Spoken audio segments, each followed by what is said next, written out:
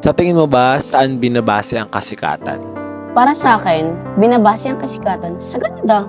Tignan niyo ako. Trending ako. Maraming views yung mga videos ko. May 1 million. Kasi nga, maganda ako. Diba? So, magti-trending ka pag maganda ka. Eh kayo dyan, trending ba kayo? Malamang, hindi. Kasi, hindi kayo maganda. Right? Char! Ang kasikatan, nababase kung gaano karaming tao ang napapasaya mo. Kasi ang nalungkot ng buhay nila. Minsan nga, nahihirapan ako magpatawa ng mga tao kasi, di ba nga yung mga komedyante, pangit, tsaka. Tingnan niyo naman ako, ang ganda ko, kaya nahihirapan ako. Ang hirap kaya pag maganda, tapos yung mga komedyanteng iba, pangit, tapos ang galing nila magpatawa. Ano naman ako, talong-talo, ang ganda-ganda ko. Sa tingin mo ba, ano yung nadulot ng mga ginagawa mo ngayon sa personal mong buhay? Di nga ako nakakapasok eh. Pero, maganda pa rin. Di ako nakakapasok. Pero kahit di ako nakakapasok, masya-shoutout ko si ma'am. Hi ma'am, shoutout sa'yo, nandito na ako sa Pasig.